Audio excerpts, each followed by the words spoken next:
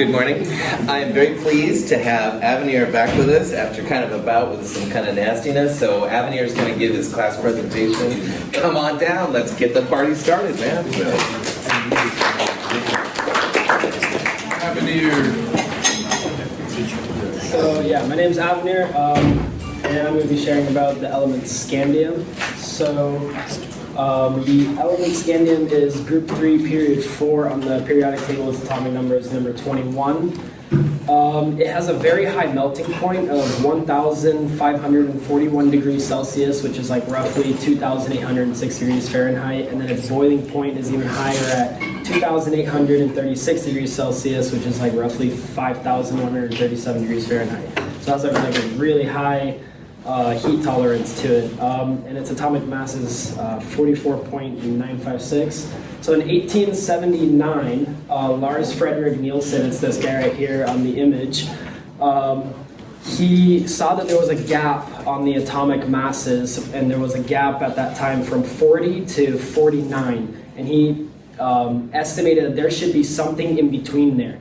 And when he was taking apart an element, he was taking apart a mineral called exenite, and it's basically this compact mineral that has 8 metal oxides inside of it. And while he was taking it apart, he found that there was like little tiny traces of something that he didn't know what it was.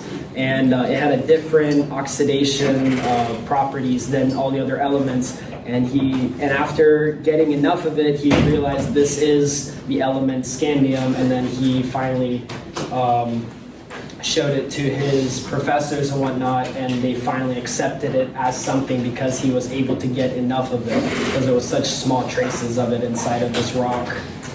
The name of it comes from the Latin name Scandinavia. That's kind of where it gets its origin of the name.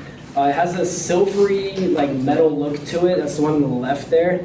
And it burns really easy at its purest form, like when it's just harvested. And it reacts with water and just kind of turns liquidy a bit. But its density, they found, is very similar to aluminum. So in 1937, they combined scandium in its purest form with aluminum, and they made a scandium-aluminum alloy. And they found that this alloy was like super duper heat resistant. And they found that it had so many uses that were so potential. So nowadays, you can see this scandium alloy in very high quality bicycle frames. It's used for like competition bikes because they can take a lot of force.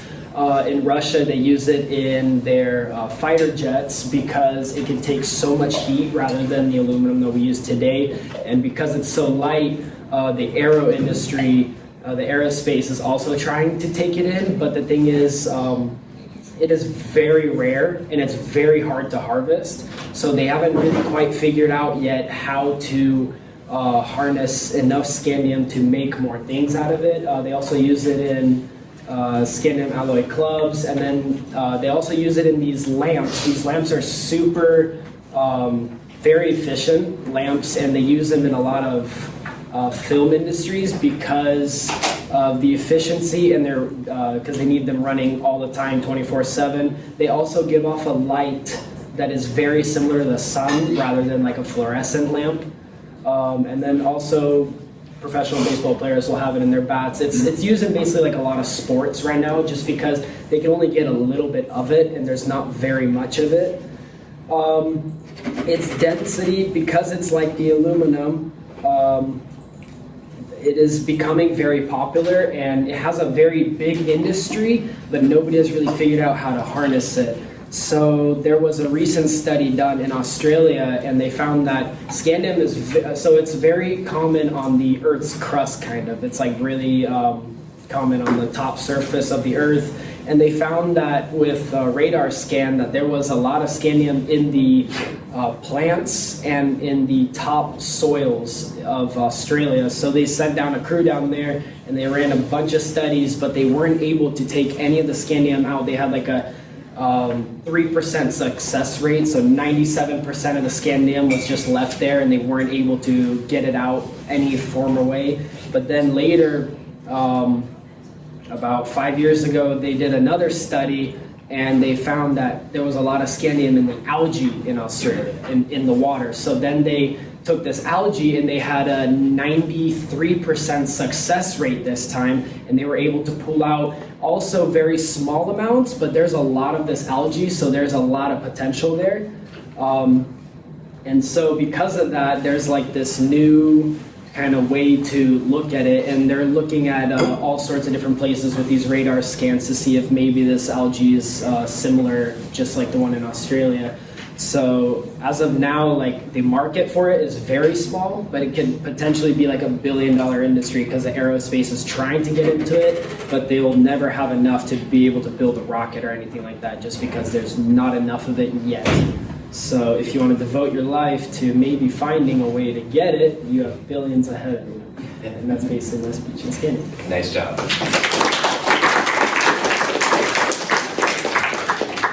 Any questions, Fred? Yeah. Does it have like any harmful effects to the environment or like humans? Is it When toxic? extracting it, or when it, Yeah.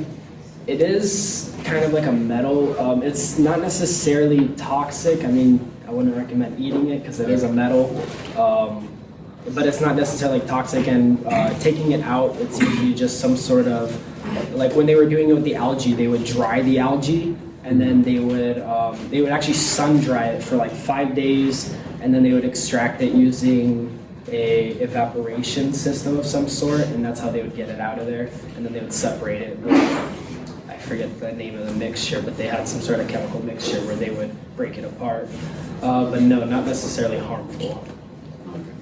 Was there anything in your research that stated like what kind of environmental like impact there would be from harvesting? See, that's the thing. Like right now, the algae specifically in Australia is kind of dying off. So they're not really wanting to target Australia necessarily, but they did find very high concentrations there. So they're trying to expand their kind of radar scans and their research outside of Australia, but they haven't really found an area that has as rich as Australia. So kind of they're like focusing on like a small section of it, but yeah, they are saying that like it will definitely impact the environment as of like taking it out of there. So they're hoping that they can kind of learn from what they didn't succeed in the soils and their mineral, and hopefully they can kind of do something more along with the algae but to the soils, because like the plants and the soil had like 97% concentration, and it was more than the algae, but they weren't able to get any of it. I'm going to stop the questions now. If you have questions, please ask me later. Really cool to have you back with us. Nice job. All right. Back to electron configurations.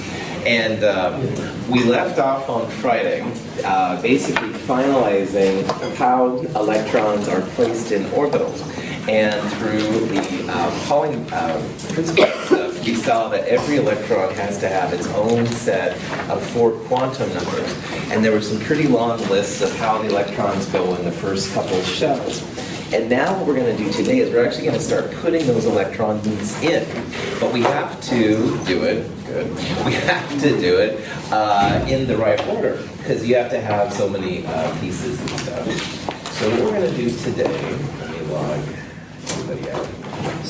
What we're going to do today then is start seeing how they get put in. And the fancy rule that we're going to use is a type of rule that involves both N and L.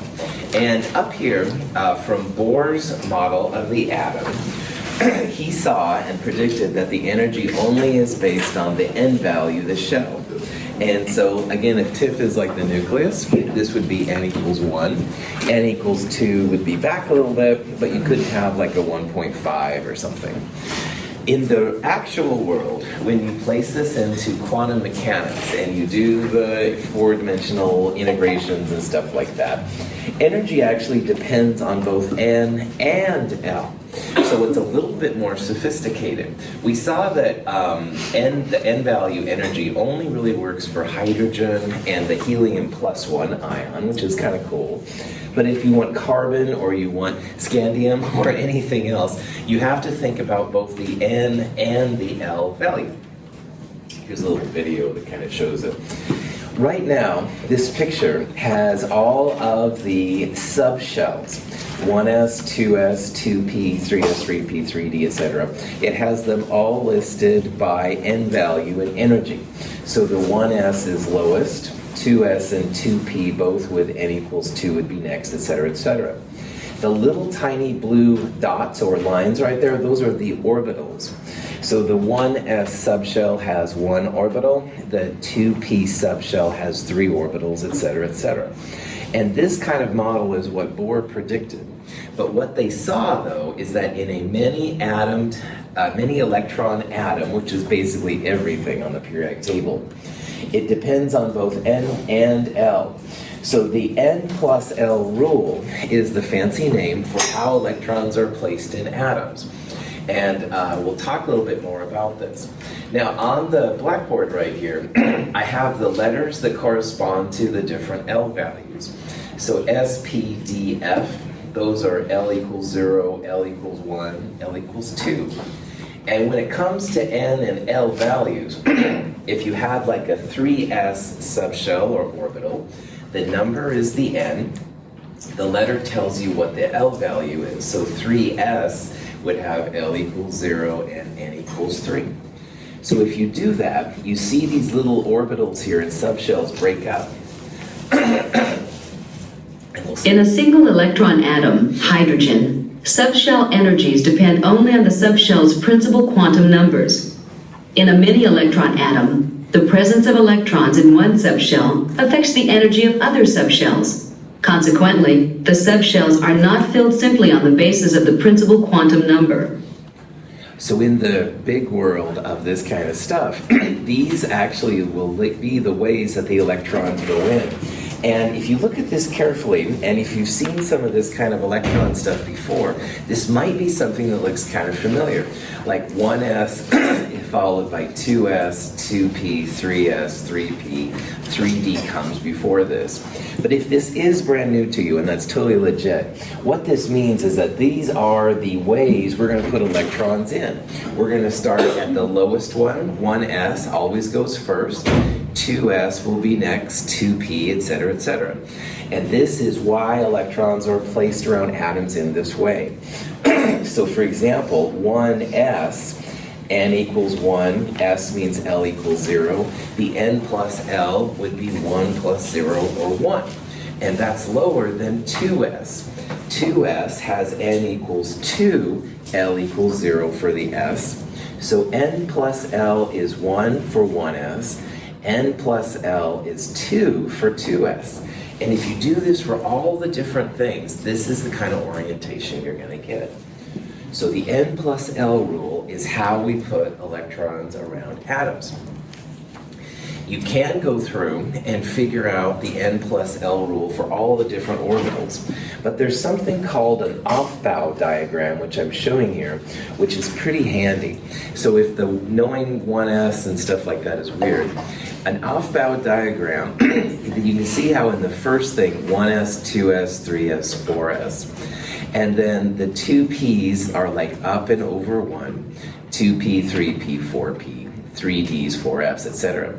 And if you draw these arrows through, it actually tells you the electron filling order. So you follow the n plus l1 arrow first, filling up 1s, then you go 2s, 2p and 3s both have the same n plus l, but lower n is filled in first. So this is one way that you can use to figuring out how electrons go in atoms. And we'll see how this is used here in a little bit. Aufbau is a German word. It's building up. I'll refer to cool people that know more about German than I do looking at Matthew. However, in the meantime, the Aufbau diagram is one way that you can use to figure out how electrons go in atoms. So this NL notation we're going to use a lot. And again, the first number is the N. The letter corresponds to an L value. So S always means that L is 0. P means L equals 1. And a lot of times we're going to see a number as a superscript up there. And that's the number of electrons. So the number will usually be smaller, all right? 1s1 means 1 electron in the 1s shell. And if you see things like this, 1s1, 1s2, 2s1, etc., the fancy name for this is spectroscopic or SPDF notation. And it's by far the most common way, I think, in my opinion anyway, to represent how the electrons are placed around atoms. This is the electron configuration for hydrogen. Hydrogen's number 1. 1 proton implies 1 electron if it's neutral. The first electron always goes in that lowest n plus L, which was 1s. 1s1 is the spectroscopic notation for hydrogen. So if all this quantum kind of stuff was weird, and N and L and M sub L and M sub S and stuff, I totally understand. I think though now we're going to start coming back down to something which is more reasonable, which is how to put the electrons in atoms. And it doesn't matter if you have hydrogen or scandium or uranium. The first electron in is always going to go in that 1s, always. Helium has 2 electrons in its neutral state. So again, the atomic number 2 means 2 protons, 2 electrons. 1s's hold 2 possible m sub L quantum number values because of m sub s. So on Friday we talked about how the m sub s is like spin up and spin down, positive 1/2 and negative 1/2. We can put 2 electrons in each orbital thanks to the ms values being different. So again, you have to have each electron with its own set of quantum numbers. So if you want to invite this electron to the party, but not that electron, okay, cool. This is like an address, all right? And chemists can use this address, this energy and stuff to do kind of interesting things. Now, this box notation right here is another way that electrons are represented, and there's some utility in this. So each box is an orbital, and an orbital can have a spin up and a spin down. So this up and down way is another way to represent the 2 electrons in helium.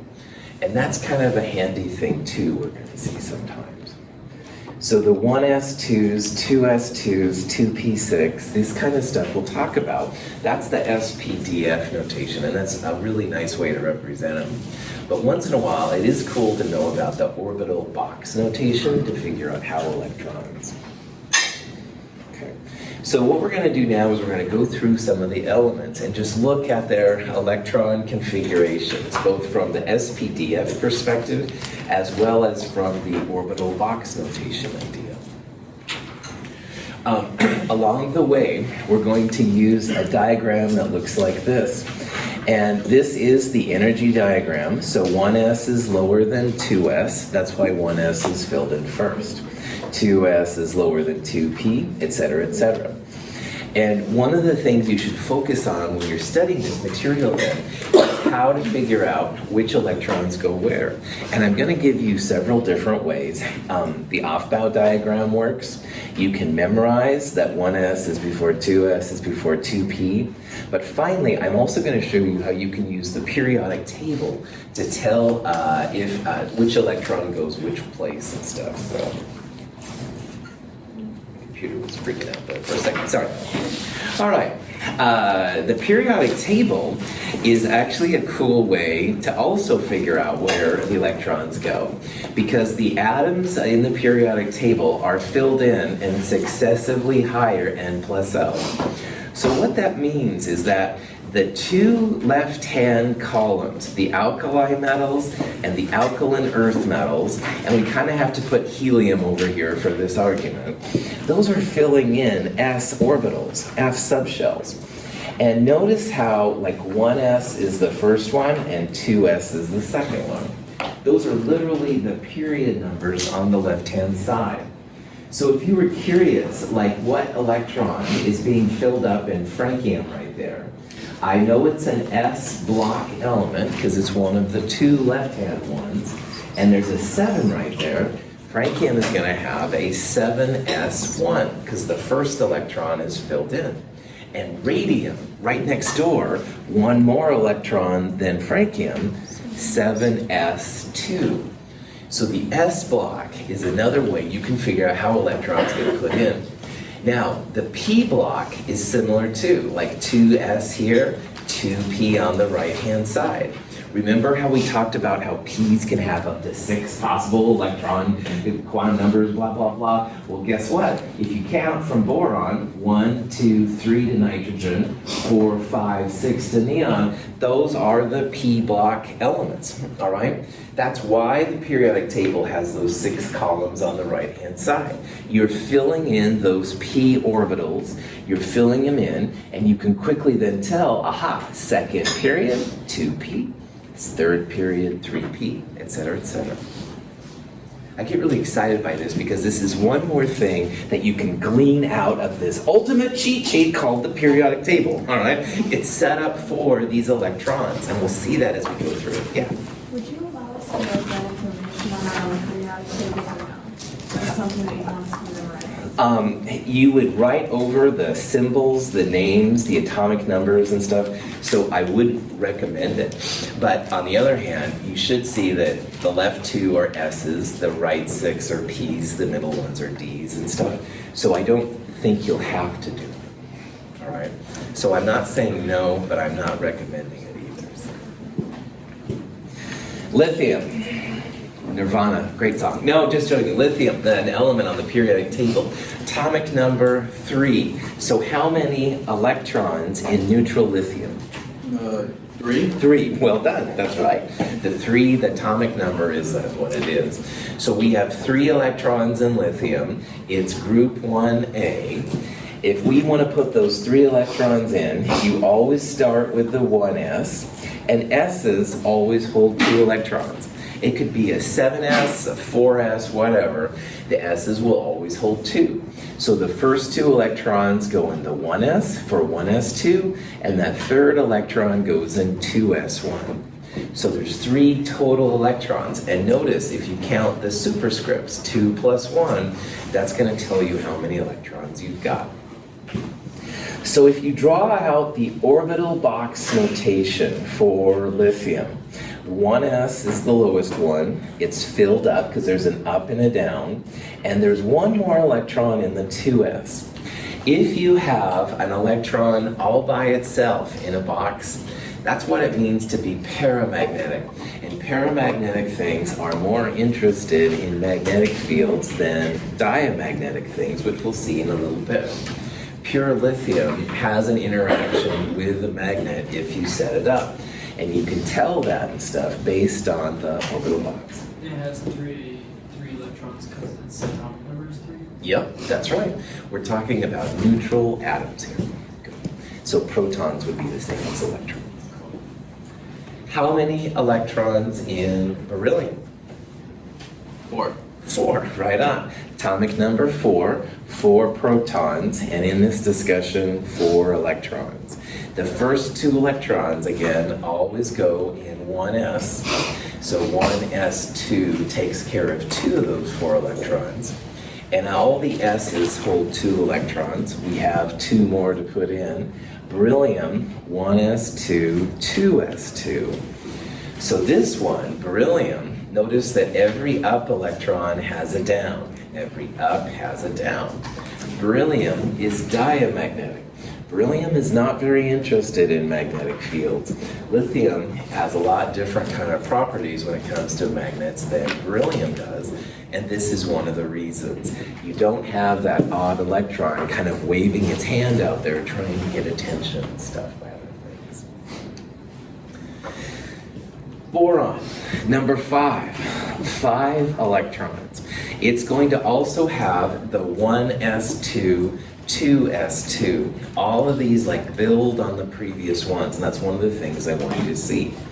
But the next electron, if you use an off-bow diagram, or you just look at the periodic table, to get to boron, we're no longer in this 1a and 2a thing. Remember, helium's going to go down here. But now we've entered this group of 6 columns, all right? And these 6 columns, starting with 3a and going over to neon and down, those are called the p block elements. The p orbitals hold up to 6 electrons. So that extra electron we have now, boron, relative to beryllium, is going to go in the 2p orbital. So 1s2, 2s2, just like before with beryllium, and now 2p1. This is the first electron that we've had in the 2p subshell. Now 2p's are different than the s's. The p's have the x, the y, and the z orientations. There's like 3 of them, all right? So there's going to be 3 boxes for the 2p. The 1s and 2s were basically just spheres. 2s was bigger than 1s, but they're basically like spheres. It doesn't matter for us right now if this is the x, y, or the z 2p orbital. We just know that that electron's going to go in one of them, and that's totally cool. It's paramagnetic because that one electron right there is all by itself. It's waving around. Boron is 1s2, 2s2, 2p1. So would 3s be entirely around the 2p orbital? You would say that 3s is bigger, and it would stick out farther in general than the 2p. Carbon has 6 electrons total. 1s2 again, 2s2 again, and now it's going to have 2p2. But there's a little bit of a twist here with carbon, because there's 2 possible ways that you could put the electrons in the orbitals. If you do this correctly, each electron is going to be in its own orbital first before you start pairing them. All right? You could draw carbon with both electrons in the 2p. You'd have one up and one down. You'd call it diamagnetic. But just like we talked about on Friday, all right? It's nice sometimes, I think I was speaking to Kelsey on Friday, it's nice if you have your own room, but you can share your room with your siblings if you have to. But if there's a chance you'd prefer to be in your own room, in science, instead of calling it something silly like siblings living in the same room, this guy named Hund figured out that electrons like to be in their own orbitals if at all possible.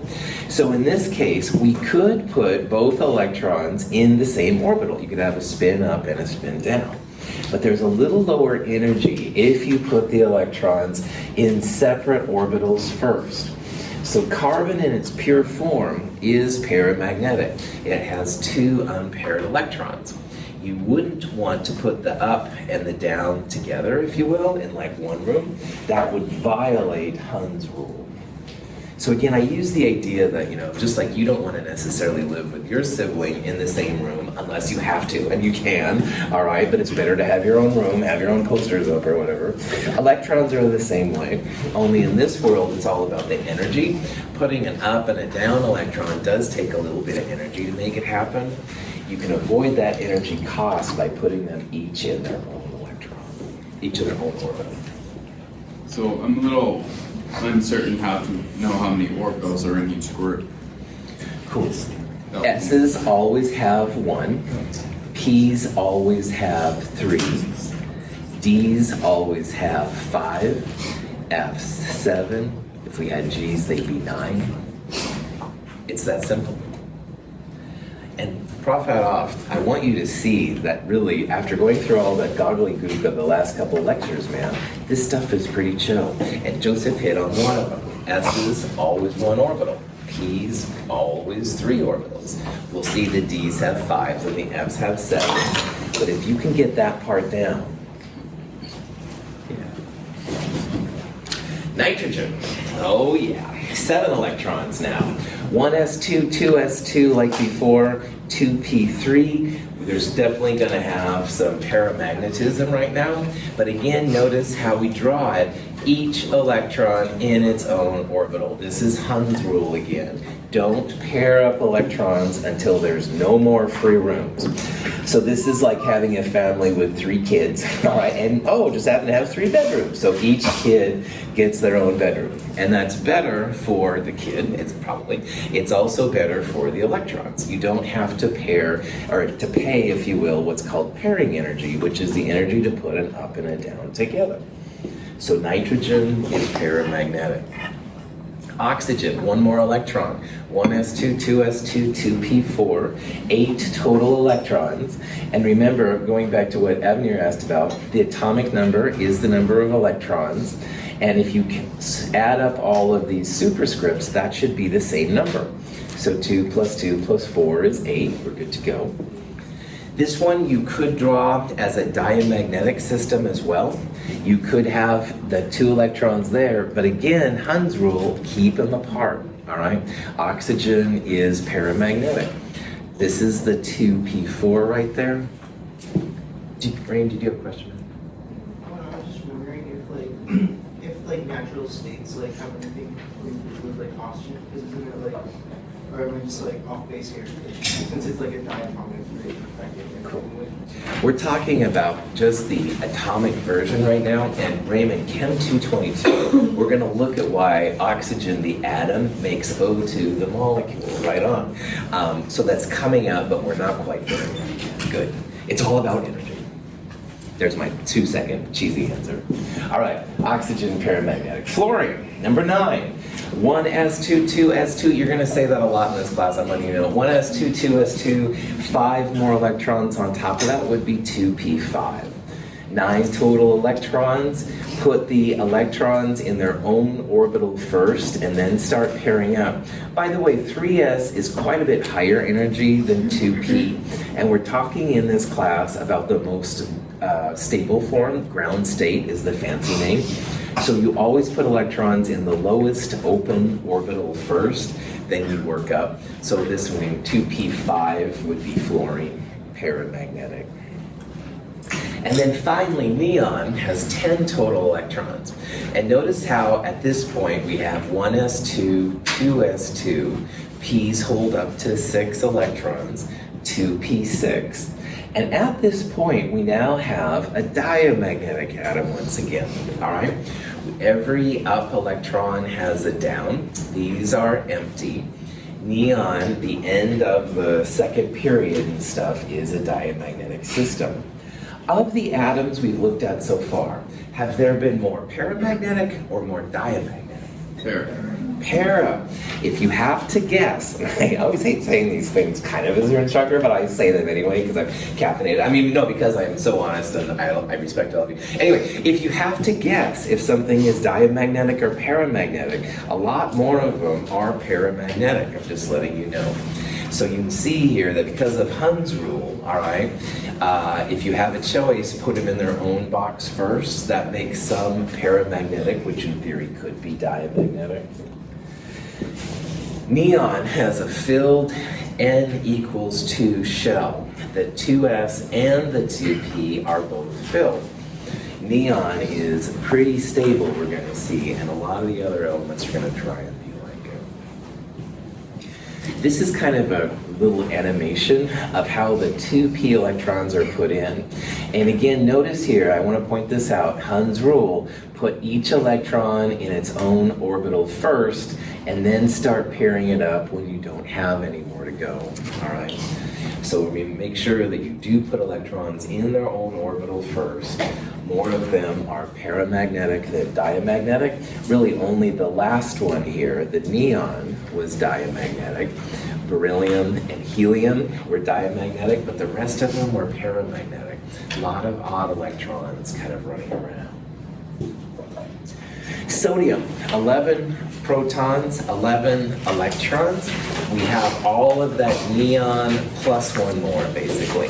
And the next one on the list is 3s. So this would have 1s2, 2s2, 2p6, 3s1. And you can see, and I've talked to you about how chemists are lazy, all right? And this is another way that chemists get really tired of saying all of these repetitive electron configurations. So 1s2, 2s2, 2p6 is what neon was. And we're going to call that a neon core. It's like sodium is a neon plus a 3s1 electron. So you can call this, which is totally legit, as neon in square brackets, showing you that this is what you've got, plus 3s1.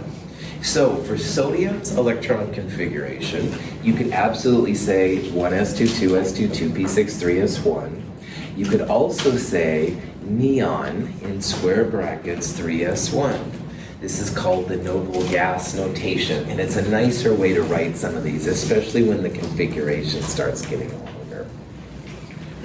Now, another thing I'd like you to think about is how we looked at lithium earlier.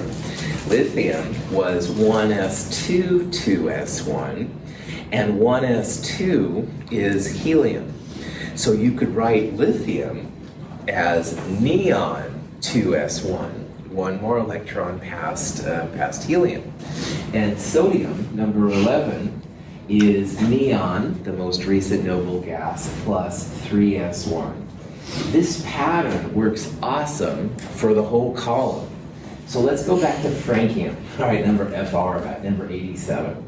If you go backwards to the most nearest noble gas, 86, that's radon, you could say that francium was a radon core, Rn in brackets, 7, the period number, S1. And that's a real powerful way to quickly figure out electron configurations for these things. You have to go backwards to the nearest noble gas. Like for example, iodine, it's not xenon -1. All right, you don't have that kind of, chemists aren't that lazy, I guess. But if you can go backwards to the nearest noble gas, this is a cool kind of pattern you'll see as we go through these different pieces. Aluminum, I'm skipping magnesium. Aluminum, 13 electrons, 1s2, 2s2, 2p6, 3s2, 3p1. Too many syllables, almost have to take a breath. So 1s2, 2s2, 2p6, once again, that's neon. So it's a nice way to write this as neon 3s2, 3p1. And again, it's just a notation. Either way is fine, all right? If you're writing it out and you prefer the total electron configuration, honestly, that's awesome too. But lazy chemists like yours truly do dig the noble gas notation. All of the group 3As are going to have some kind of noble gas. They'll have some kind of S2P1 configuration. Some of those are going to have some D's in it, and we'll talk about that a little bit. But one thing that's really nice is that these patterns, these up and down groups, all right, very similar reactivity. Their outer electrons are similar, so how they behave is similar. These, almost all of them have some kind of noble gas core and then so many sticking outside of it. The groups up and down are a great way to predict the reactivity of pieces. Phosphorus, number 15, 2 more past aluminum, 1s2, 2s2, 2p6, 3s2, 3p3, or again, neon core with 3s2, 3p3. Now right above phosphorus was nitrogen. That had a helium core, 2s2, 2p3. Phosphorus has a neon core, 3s2, 3p3. So hopefully, again, you can see the kind of patterns and stuff like that that we'll get into. We'll talk about the D's here in a little bit. So, chlorine, 2 more over from phosphorus, all right? So if you look on the periodic table, chlorine, right there, number 17.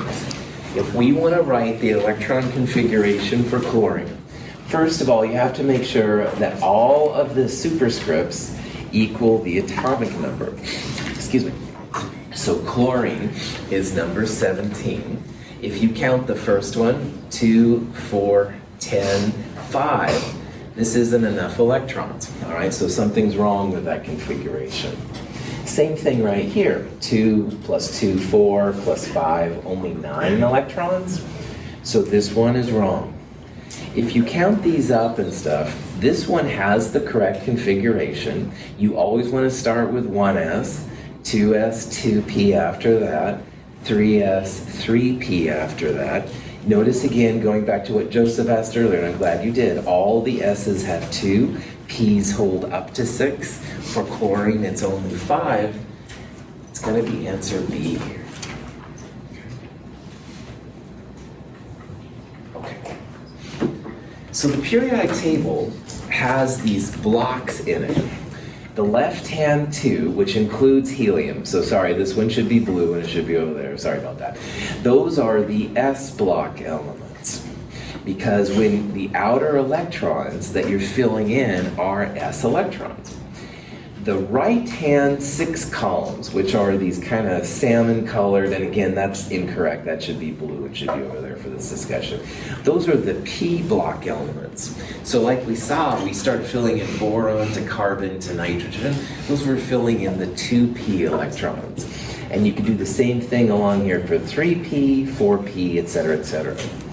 The green elements in the middle, all right, the ones that have mostly these B's on them, those are the transition metals, and those guys are usually filling in D electrons. So they call them a D block element. We'll talk about those in a little bit.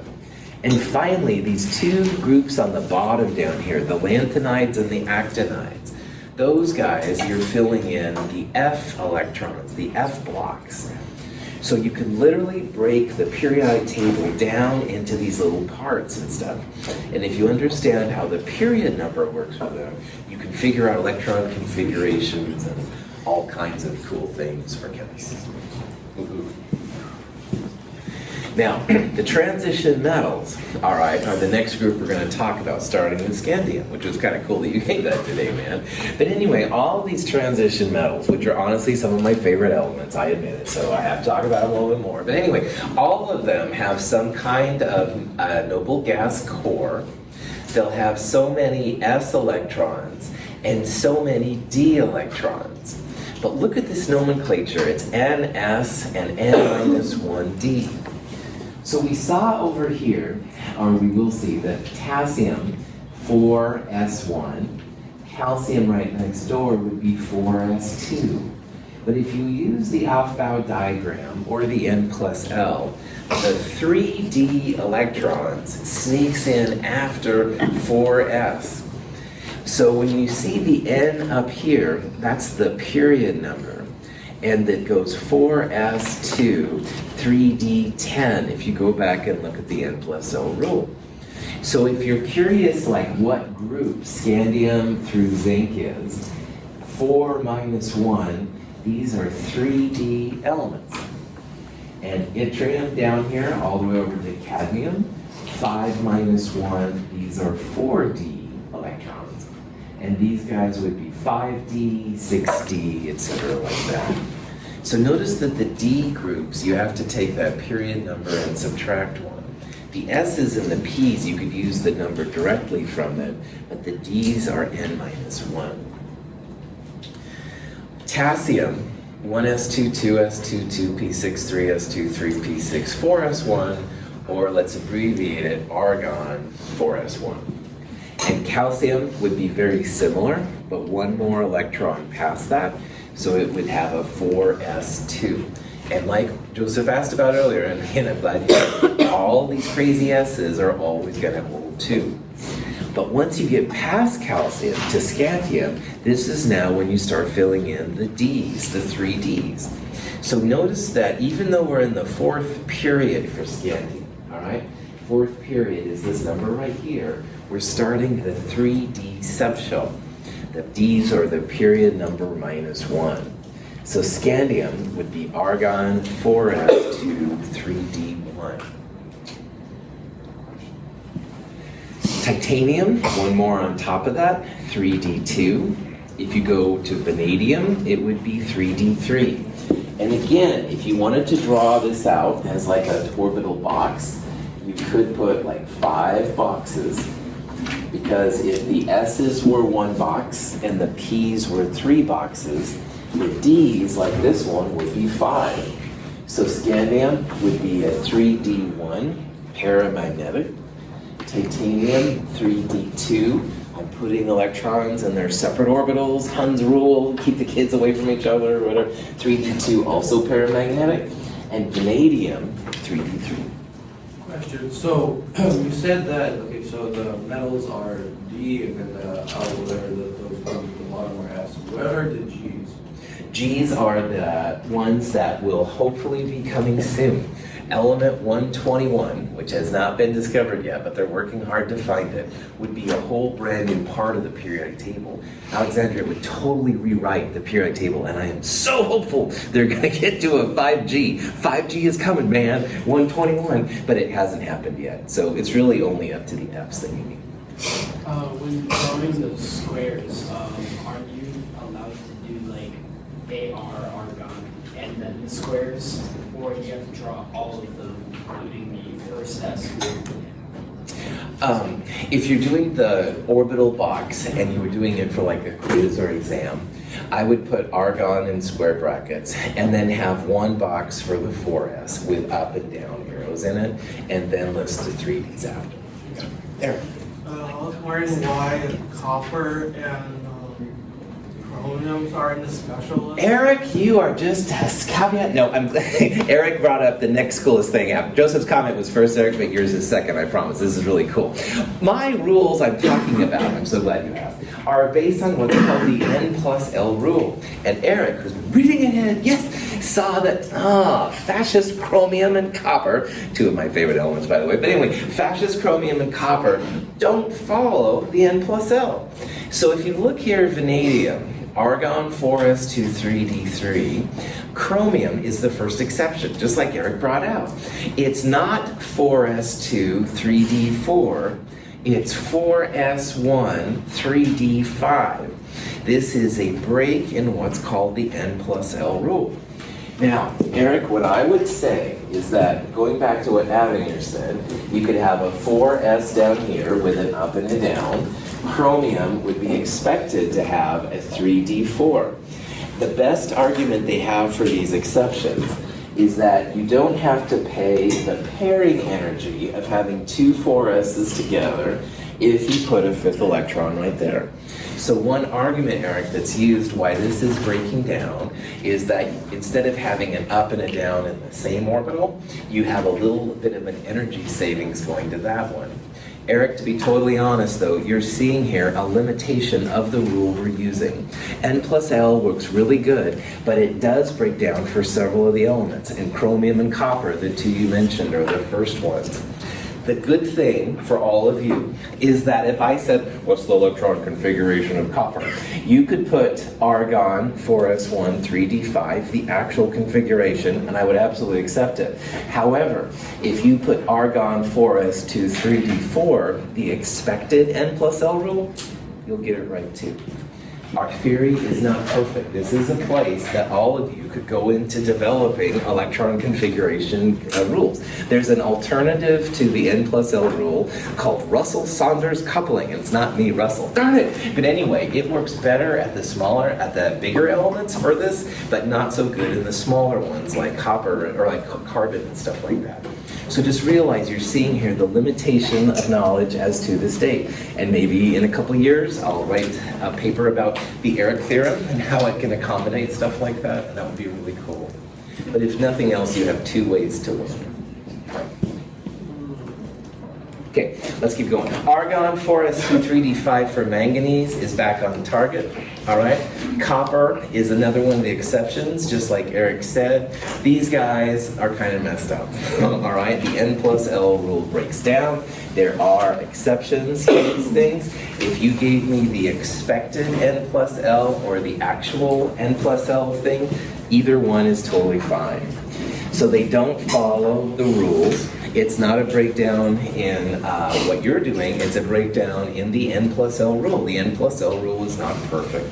So if you gave me either example, either the actual configuration or what you'd expect, so chromium would be 4s2 3d4, copper would be 4s2 3d9, either one would be fine. Just as a question, would chromium be more magnetic because it has a lot of electrons spinning per? It's more paramagnetic, that's right. Good. All right, really fast. Lanthanides and actinides, those two groups at the bottoms, those are the ones that use F orbitals. And F orbitals, the period -2 is what you need. So if you look down here, cerium number 58, there's kind of a gap in the periodic table. 6 minus 2, you would have those be the 4f orbitals. And the actinides under that would be the 5f, stuff like that. So, today, hopefully you can see that knowing this electron filling order will be important. You only need to know n plus l per Eric's question, but you do need to know that 1s is first 2s. So you can memorize this order, you can use Aufbau diagrams, you can read the periodic table but realize d's and f's are off by 1 and 2. Any of these ways are cool. Great. Have a great day. No classes tomorrow for chemistry, so don't show up for lab or anything like that. I will see you guys in a week. Have a great Thanksgiving. Have a good Thanksgiving.